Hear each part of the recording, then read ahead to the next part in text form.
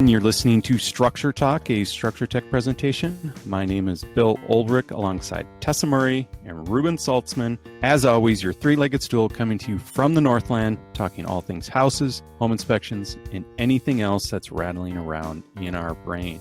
Well, welcome to today's episode. We are going to dig into home warranties. And Reuben, Tessa, I hope you're doing well. We tried to do a podcast on home warranties, and it was an epic fail based solely on technology. We had some really bad quality audio coming through, and we had to scrap it. But we want to have this conversation and discuss some of the highlights of home warranties. I know, Reuben, you dug around home warranties to see if this was something that we could maybe partner up with inside of Structure Tech to add another layer of, I guess, options for people. Another offering, yeah.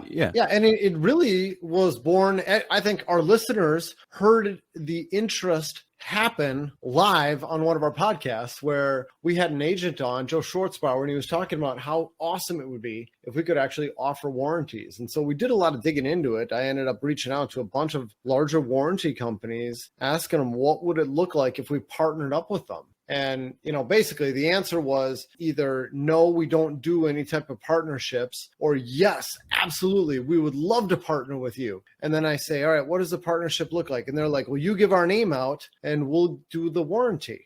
It's like, that's not a partnership. You will allow me to refer you business. Like that's it. So, I will admit those companies are definitely better salespeople than some of the other companies who just flat out said no. But I really couldn't figure out any way for us to have any type of collaboration where we each gain something from this relationship. And, for us, gaining something would be to give our clients a better deal on a warranty. Like, hey, normally this warranty is $1,000, but get it from us and you can get it for $800, something like that. That'd be a good deal. And the basis of that discount would be, we put eyes on this house already. We have a good understanding of the likely failure points or not. And based on what we've seen, this would be a good risk for a warranty company to come in. And was that where your head was at? Well, I was thinking that if it's something that people are already interested in, we've already collected a ton of data about the house, and we could just, send over like a package. It could be automated. I mean, I'm sure a warranty company is going to want to know the address and the buyer's info and how old the house is, age of Well, they don't even care about age of mechanicals. They would. You'd think they would. And I'm stepping all over our podcast because that's what we're going to talk about today, is some of those requirements that warranty companies have. But my thought was that we've got a lot of data about the house. It seems like we could just click a few buttons, send it over to a warranty company, and then homeowners could purchase it. It could be a kind of a seamless transaction because as we know, setting up these home warranties and doing all the paperwork and registering all of it, it's kind of a pain in the butt. And it falls on real estate agents to get all of this stuff done and to educate clients about all of this. And, I thought maybe it's something we could do. You are in the education business to a degree. So, yeah.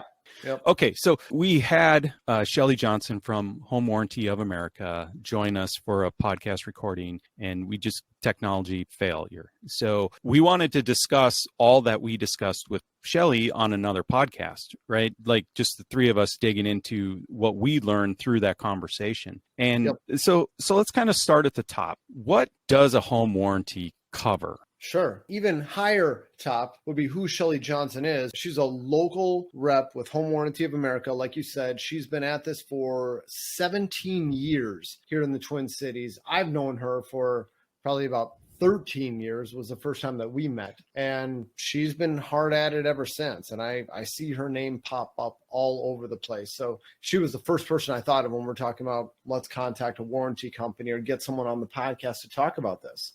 Back to your point, Bill, she came up with a great acronym she gave us for what these home warranties cover. She said, remember the word PEACH, and it stands for plumbing, electrical, appliances, cooling, and heating. That was her acronym. And that's the basic stuff that they cover for Home Warranty of America. She said, no, if you go to different companies, might not be exactly the same, but I think it's pretty similar. It's kind of like a home inspection company. From one company to the next, we're not going to cover exactly the same stuff, but we do have our standard of practice we follow, and the same basic stuff is going to be covered. Okay, so based on the PEACH acronym, we're not getting coverage for a roof leak. We're not getting coverage for a rotted window. That's right. If your sidewalk is sinking and you have a trip hazard at your front step, a home warranty isn't going to cover that type of condition. That's right. You got it. They've got some specific stuff they cover, and outside of that, no. That's why you get a home inspection. Yeah, exactly. Okay, so let's talk about the PEACH, plumbing. That feels like there's a long list on the plumbing angle. I don't even know what they would typically cover, so we're not going to go down plumbing. I feel like that's something you would want to talk to your rep about while you're getting into it. And electrical is probably very similar to that. And so let's talk about the three parts of this that really I think everybody cares about the most. That's appliances, heating, cooling. I agree. And so I thought one of the interesting things that Shelley had to say was home warranty companies want to know the condition. They want to know that these appliances work before they put the policy on. She talked very graciously about how home inspections can really help a warranty situation and a buyer when they need to cash in on something. Because if there's good documentation of what was happening with the appliance before they owned it, there's a better chance they're going to get coverage after. Yeah.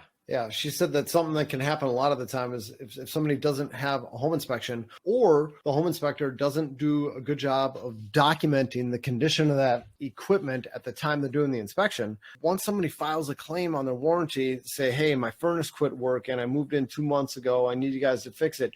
If a heating contractor comes out and they think these conditions existed prior to them purchasing the home and there's no proof that the furnace was working properly when they bought the house, they might just deny the claim. There's really nothing to be done about it at that point. They're looking for some type of definitive report showing this was working at the time that we bought the house. And, in our case, at Structure Tech, we'll test. What do we do to show that the furnace is working? Yeah, Tess, what's the laundry list of documented items? Hey, everybody. I've just been listening to this good conversation between you and Bill. Lots of good info that we gained from our failed podcast attempts at this. But talking about the testing of furnaces and stuff, I mean, at Structure Tech, we're turning it on, letting it run for, at least probably 10 minutes till it hits steady state. And then we do a measurement of the combustion gases in the flue just to see what the carbon monoxide levels are mainly. We also do a temperature rise measurement as well to see how much that furnace is heating up the air. And then, we're doing visual checks of, the blower, inside the blower cabinet and the upper compartment usually too, and checking the filter, making sure that that's the right size and, what kind of condition it's in. And that's mainly what we're doing for furnaces. There's a few little things I'm leaving out, but that's the gist of it. And if, we're documenting all that information and that's going in the home inspection report, and Shelley was saying that's exactly what they need in order for you to be able to file a claim and have it accepted. Yep. But there's a lot more teeth behind your claim if there's good information proving that this worked it was operational. Mm-hmm. Okay, so you say you document that all in the report. What does that look like? Is this just a paragraph that says this was the carbon monoxide reading and this was the temperature rise? Or is this just a matter of you or the inspector saying it worked the way it was supposed to when we tested it? Or do you install in the report all of these data points that can very easily be transferred over to a warranty company? Yeah, typically if the furnace is operating properly, the way that it should, the temperature rise, the CO limits, usually we'll put in one comment that says, we tested the furnace, we did these things, and it's working acceptably. And usually we'll have some pictures in there too to document things like the temp rise and the filter. And so, I don't think the warranty companies would be able to dispute anything if you've got literally the pictures to prove that it was operating properly. Okay, so the data is collected in the form of a picture. It's installed in the report, and that's, what could be shared with the warranty company when it came time to prove. Okay, so simple process. Yep. Okay, other appliances, water heaters. When we're testing water heaters or when you're testing water heaters, there's no carbon monoxide test or anything like that. So what are you doing there, and what information could be passed along to a warranty company that'd be useful? Well, there's lots of different water heater types out there, but the most common that we run across is like a natural draft or atmospherically vented natural gas water heater here in the city. And like you said, for that, we're not doing typically a flue gas analysis. We are turning on the hot water at each fixture and making sure we've got hot water. And then typically what we do is we'll take a picture too of the temperature of that hot water to document that it was working at the time of the inspection. And that goes in our report as well. And if it's too hot, then we're going to make a recommendation, turn it down for safety. If it's too cold, then we're going to make a recommendation to turn it up to help kill bacteria. We will comment on the temperature of the water if it's not in a nice little range. Yeah, like Tessa said, a lot of it is just documenting that it was working at the time that we were there. And we've been glad to have those photos many times in the past where we've had clients that come back and say, hey, my water heater's not working. You guys missed this. And we'll go back and say, it was definitely working when we did the inspection. We have photos to prove it. Okay, before we leave the furnace room or the mechanical room, is there any other appliances that you're testing and collecting data points on, putting in the report that fall underneath the peach category? Yeah, Bill, we also check cooling, and obviously that depends on the weather, but if it's warm enough, we will turn on the air conditioning, let that run, and we'll also do a, temperature differential measurement on that with pictures documented as well. Interesting point on the cooling is that, you might think, okay, well, we did an inspection in the dead of winter. We couldn't test the cooling because it's not safe to operate it when it's super cold outside. We put that in our report. We asked Shelley about that. We said, what about in those cases? She said they are not going to exclude coverage from that equipment because it was too cold to test. They will still cover it. That is one of their exceptions. So it was really nice to hear that. Right. Oh, you know what? That's interesting. I don't remember hearing her say that. I guess I was thinking out loud that I thought that they needed some sort of documentation of proper operating for all these appliances and heating, cooling, but apparently they don't. Well, that was one of the good parts of a home warranty. It's sort of, this is a little safety net below your cooling department. And because for 6 months at least out of the year in Minnesota, you shouldn't be running this equipment. And you see that all the time when you're doing inspections in a winter, Reuben, or tests, right? Like people ask you, can we test this? And your standard answer is, not if it's too cold. I'd love to, but if it's below 60 degrees, we're not going to turn it on. Even if you turned it on in those times and you didn't damage the unit, which is certainly a possibility, all it's going to do is tell you whether it turned on. The bottom line is you have a little bit of a safety net in the wintertime with a home warranty on your cooling unit. All right, moving on. We didn't talk about air-to-air exchangers with Shelley, but I'm sure that type of equipment would also be categorized either under heating and or cooling. So if you have that type of equipment and you get a home warranty, I would just suggest that everybody make sure they ask the question, is that equipment covered? That was something that Shelley really stressed over and over again, is if you're getting a home warranty, you need to read the policy. You need to know what's covered. That's a source of just about all the complaints or frustrations that people have, is not having read their agreement, not knowing what was covered, and just making assumptions about stuff. So if you get a home warranty, be sure you read what it's about. And she stressed this point a lot too, is make sure you get a home inspection. The two are like peanut butter and jelly. They go together. It's interesting because you've seen enough inspections where the agent and the client and the home inspector are there. There's some question about what's covered under a home warranty. And oftentimes there's just casual conversation. It plants the seed that, oh, that's going to be covered. Don't worry about it. I'm sure that's covered. They may be 100% correct 100% of the time, but just make sure if you're the client who's buying the policy, make sure you understand what's in it, right? Trust but verify. Let's move on up into the kitchen, because this seems like the one place where home inspections do not necessarily cover. You don't have to cover or inspect dishwashers and refrigerators and ranges, right? Reuben, this is for you. Yeah, we do. Well, you do, but are you required to? Yes. Okay. We are required to. So split that hair for me. I thought you just, during the home inspection, you look in there and you're checking on sorts of things, but I thought appliances were somewhat out of the realm of a home inspection. Well, it used to be that the ASHI standard of practice would exclude appliances, but then there was a big survey that was done by the EBPHI, the Examination Board of Professional Home Inspectors, to figure out exactly what home inspectors were doing day to day. They call it this role delineation study, and they realized that home inspectors are inspecting appliances. I mean, even though it's not required by standard practice, this is just what everybody does. And Ashley realized, all right, if everybody's already doing this, then we really ought to update our standard of practice and just incorporate this and make it a requirement. So it was a change in the standard. The change happened just a few years ago. It was 2014. Okay. Well, I guess time flies. It was 8 years ago. Wow. I'm a dinosaur.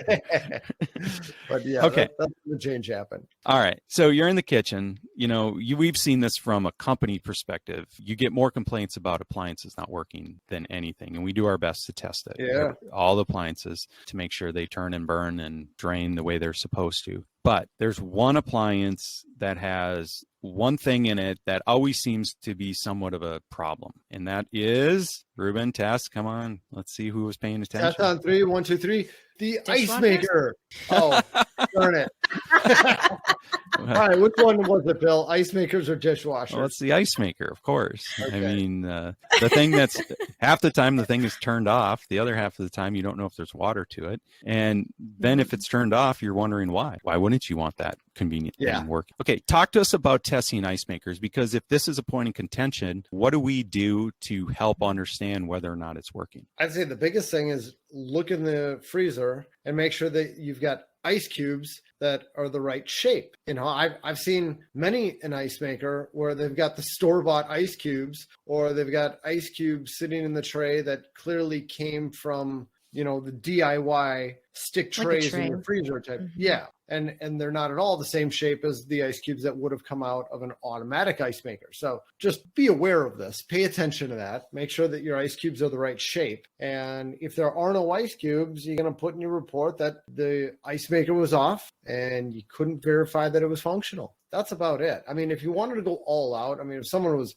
like, this is a really big deal to me, I don't want to put ice cube trays in, one could check the ice maker at the very beginning of the inspection. Got to be diligent about that. And then if it's turned off, you could flip the switch on, and then you got to remember to come back at the end of the inspection. And maybe if you're really lucky, you'll see that it made some ice for you. And then shut it back off. But that's a lot of remembering to do stuff, a lot of changing up the order of your inspection. I don't think most home inspectors are going to go to that length. I wouldn't expect most home inspectors to go to that length, but it could be done. If this is a really important thing to somebody, we'll start off with a pre-inspection phone call, calling our clients the day before, the morning of, hey, what's really important to you? And if they're like, above all else, I want that ice maker working. It's like, all right, well, we'll go out of our way and we'll do what we can for you. So there's things that could be done, but it's a lot of extra work. Well, what I've noticed from people is they expect certain things to work. And when they don't work, they get extra frustrated about it. It's like, why doesn't this work? Should be so simple. It should be so obvious, but it's not always obvious. There's not always time to get into those sorts of details, right? Like if you want me to focus my attention there, I might miss the big problem over there that I walked past 4 times. Okay. Have you routinely seen dishwashers fail during home inspections? And not fail, just like not drain or do something really strange like that? Or what's the next level in the kitchen that seems to always rear its head? For me, frozen garbage disposers. That's a really common one where you flip the switch on the disposer and it just makes a buzzing noise, or it starts smoking, or it doesn't do anything, or it leaks.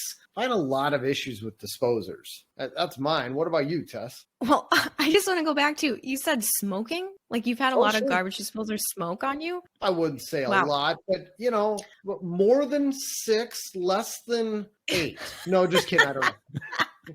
Well, I'd say probably burners that don't work on stovetops or dishwashers where like the soap door doesn't open when you run it through a full cycle. I run into that a lot too. The soap door doesn't open. And you catch that in a home inspection? Well, kind of like Reuben was saying with the ice maker situation, if you've got a client who's really concerned about that and you've got enough time, you could try and turn it on and test it and see if it makes ice while you're there. Same thing goes with the dishwasher. If you're going to be there long enough, you can test this. We'll close the soap door and run it through a full cycle and then check it again to see if the soap door is popped open. Yeah, and I think that is an important part of testing a dishwasher is you do need to turn it on early on at the inspection, and you need to come back later on and make sure that it's emptied all the water out. I mean, that's about all we can do. short of hopping inside while it's running and observing it. Yeah, that's all we can really do. Okay. And we take pictures of before and after too, just to document that, we did run it, because a lot of our complaints that come in have to do with appliances. So we've gotten really good about documenting everything we're doing when we test. Do you ever document anything on the range? I imagine you. Yes, always. We turn all the burners on, and then we'll take a picture either, with our regular camera or infrared camera of the burners while they're on. Yeah. And then we do something in the oven too, just checking to make sure that the oven gets hot. We don't make sure that it's calibrated. I know that we did get a complaint about that. Somebody said they had turned their oven up to 400 and it was really only getting a 350. We don't check the calibration of the oven thermostat. I think that's just going way above and beyond. We check to make sure it gets hot. And we're not checking every feature on there. Like, we're not testing the broil. We're just checking to make sure that it gets hot. Basic functionality of appliances. Have you ever had any major fails when you're testing an oven, like a plastic bowl or something that was just being stored in there? I was thinking of you, Reuben, with the dishwasher, actually. Oh, that was one. Yeah, I'm sure I've shared it on the podcast where I went to turn the dishwasher on. This is one where the listing agent was in the kitchen. Like, normally you don't have a listing agent at the home inspection at all. No. But the sellers asked him to be there the whole time. And I went to turn the dishwasher on. And this was right around the time we first started inspecting appliances. We didn't really have our beats down yet. And I went to turn the dishwasher on. The guy's like, oh, wait. He comes over. He goes, hold on. That's where they keep their laptops for showing. And he pulls the owner's laptops out of the dishwasher. I was so glad I hadn't run the dishwasher. And from that day on, it's like, all right, always open the dishwasher. Look at what's in there, dummy. Like, oh my gosh. Don't assume that people just store dishes and things that are safe for dishwashers inside the dishwasher. Another one, I melted, I don't remember what. Somebody was storing other stuff in their oven that didn't belong in the oven. Tupperware? Something like that. And whatever it was, I melted it. It started smoking. And I think it was actually candles or something. But what? That's terrible. Yeah. So that you stored candles in your range.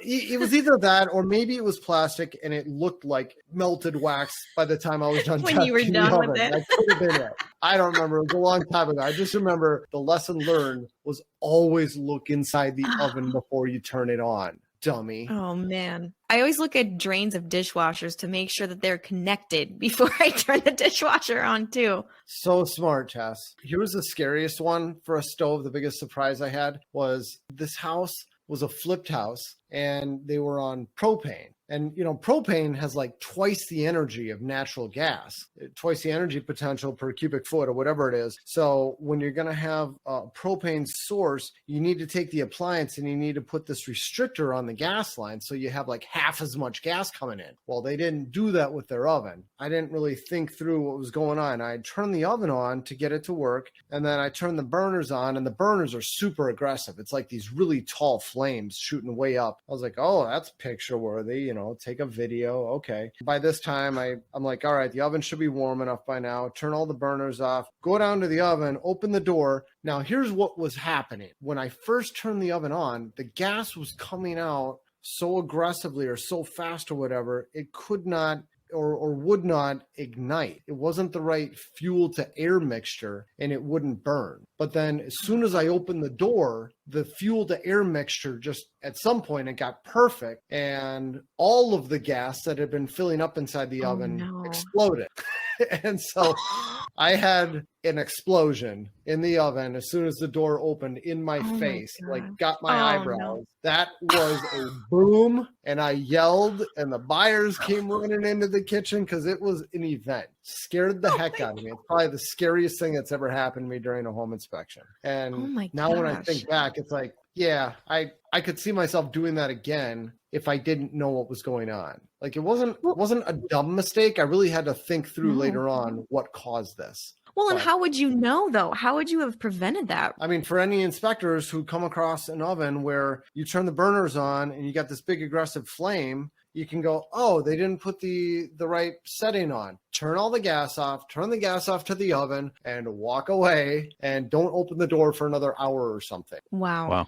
That's what you do. Just think if you would have let that oven try and preheat without opening the door to check on it for 10 minutes, what would have happened? Nothing. You just would have smelled propane leaking out of the oven, and it would have started filling up into the kitchen. Oh, that is so dangerous. So dangerous. Yeah. You learn more by accident in this business, right? Right, and then you piece it back together. So you're like, okay, that makes sense. That makes sense. Okay, I got it now, right? Yep. And then you look outside and you're like, the propane tank is sitting there, and I bet you they didn't learn this in flipping school. Yes, exactly. All right. I have one other question. There's always one appliance that, well, I personally had several complaints about this one single appliance. And I want to know, Tessa, Reuben, what you guys typically do. But the wine fridge. Oh my God, the wine fridge. They're like these expensive little things that sometimes are in the kitchen, sometimes they're in the wet bar. Do you do anything with wine fridges? Typically just treat it like a refrigerator where we open the door, we'll take a picture with our infrared camera to document that it's cooling, and that's it.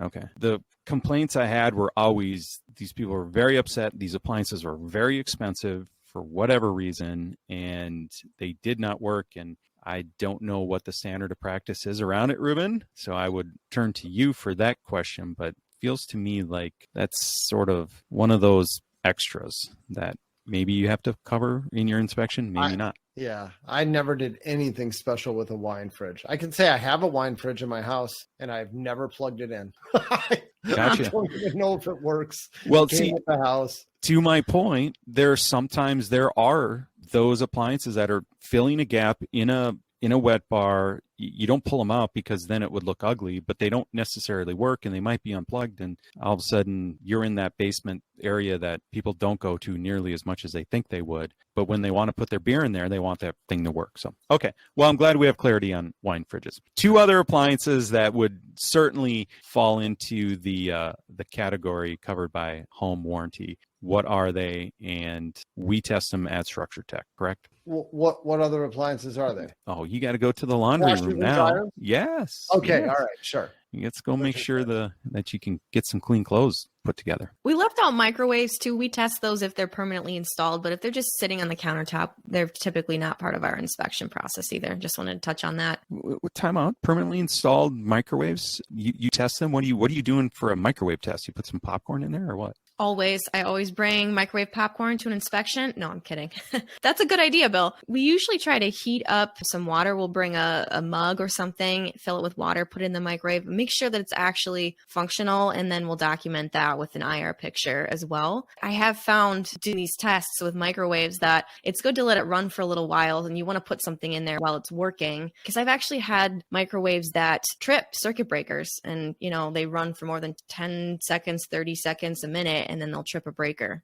Have you ever had that, Reuben? No, I don't think I've ever had that. Although I've always done a less aggressive test on microwaves. Like I've done a wet paper towel and I'll put it in for 5 seconds, and that's about what it takes to get it piping hot and steaming. But I guess doing a cup of water, that's probably a better test. I like yours. It's the one appliance that when you don't have it, boy, do you miss it. And the example I give is we've all gone to, we live in the Northland. You go to a resort and there's this very primitive kitchen and you've got a range, but you don't have a microwave. And you're like, damn, I need a microwave. Bill, we're not going to talk about it now, but we need to talk about toaster ovens. Once I got a toaster oven, I almost quit using my microwave. Interesting. But, Bill, just real quick, you keep talking about what's required. We keep talking about this. So yeah.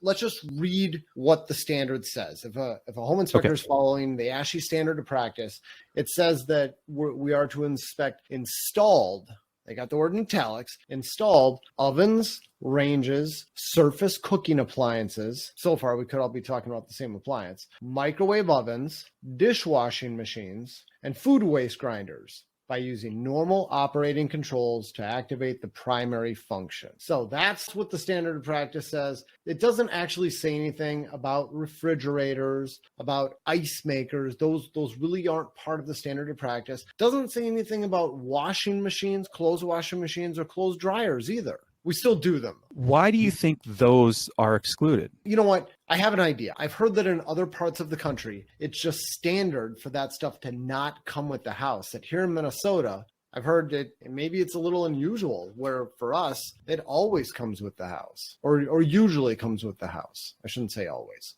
Never say never. but it's pretty standard to get the washer and dryer. In other parts of the country, it's not. So I think that's why it's excluded. Well, I also think some of these appliances are getting more technologically advanced. And so if you have a steam dryer, or if you have, a front loading washer that's a load sensor, we can't really, in the short time that you have in a house, test each and every one of these features for functionality. I mean, it's sort of not fully, no. I mean, you're testing basic function, just like the standard of practice says, using normal operating controls to activate the primary function. That's what we're doing. Okay. And I know you've gone above and beyond, at least with the washer. So what's the washer process here that hopefully is going to catch the majority of the functionality? We're tossing a towel in there. We're washing a towel. That's about it.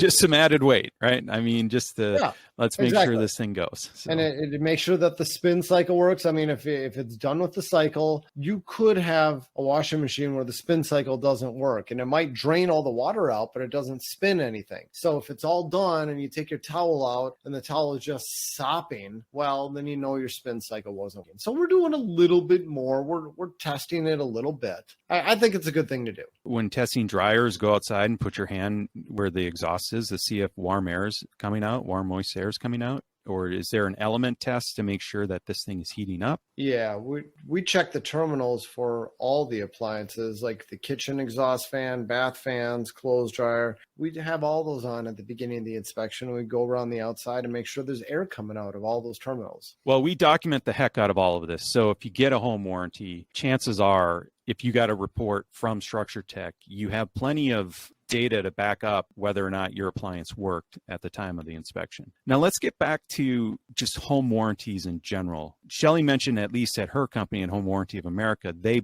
have 3 levels of coverage, kind of a basic, upgraded, and then a premium. And she was very clear about the pricing on it. And the difference in pricing between the basic and the premium was only like $125 or $150, which going from $450 for the basic to $625 for the Cadillac, you'd have to confirm these numbers with her, but it felt like a really, really good investment of an extra $125.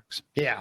She said most of the people buy the most expensive warranty option available because it's just worth the extra money. Any other surprises in that conversation? I was really surprised to hear how often people buy home warranties. I would have thought it was standard procedure, but not. Tessa, what number did she quote us as like the rough number of people buying home warranties? I think Shelley said, and we could be wrong about this, but around 10% of the real estate transactions that are happening include a home warranty purchase. And she did say that, home warranties, it seems to they over time, the overarching trend is that they've been declining. But just in the last year or so, with the crazy market being what it is and a lot of people forgoing a home inspection, it seems like more people have been buying a home warranty to cover, I think, these things that they're worried about that obviously didn't get an inspection for. So that was kind of interesting. Yeah, but based on our conversation, it feels like there might be some gaps in expectation. If you get a home warranty and none of